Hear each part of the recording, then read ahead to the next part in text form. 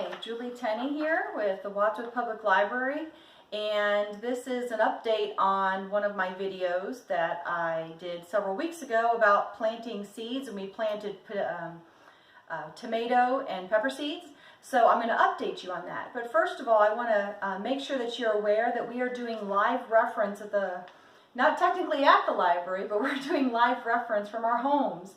And we do that 9 to 5, Monday through Saturday. If you need to contact us at the library, you go to wadsworthlibrary.com. If you want to contact us with live reference, you call 330-334-5761.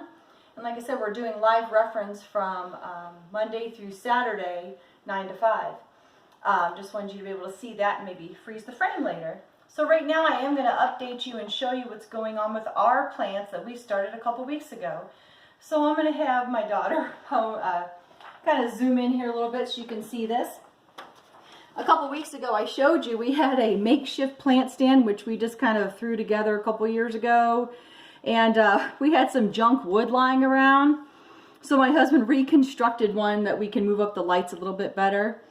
I just want you to see this. I'm going to get down here. Do you see these little stems, these little pieces coming out?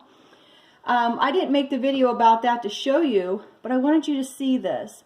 A lot of times when you plant 2 or 3 seeds, you'll have 2 or 3 plants come up. Sometimes you won't get any. So it's good to plant 2 or 3 seeds in each cell.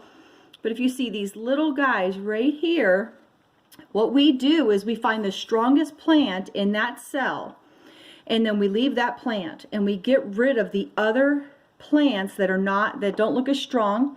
But also you can't have 2 or 3, and what happens is it focuses in, all the roots can focus in on just that one plant, and they're not fighting for nutrients. Okay, so I just want to show you that if you ended up planting at home, I wanted you to see what we do to give the best chance for our plants to grow. So we're going to pause for just a minute, and I'm going to take these plants outside. Okay, so on a beautiful day like this, it's about 60 degrees. It's just a good time to bring those plants outside.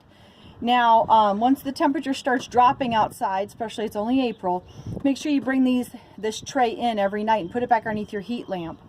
But on a beautiful day like this, natural sunlight is ideal for any plant. Artificial light is what we have to do to get them started, but if you have some natural sunlight like we do today, and it's going to rain the rest of the week here, at least from what I read in the weather report, get them outside and give them some natural sunlight. So, and you can see most of these plants are doing okay. There's a couple that aren't as nice, but when you start, 50 plants like this, depending on what kind of garden you're growing, you should be fine. At least if you got 6 plants out of this, you'd probably be pretty happy. We would like it. We plant so many because we'd really like to have a lot of these.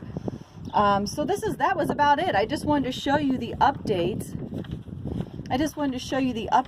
On what was going on with our garden plants that we grow in our house. So that's all I have for you today. I hope everyone has a wonderful day. Hopefully you can get outside and hike a little bit and enjoy growing your garden this year. Have a good afternoon.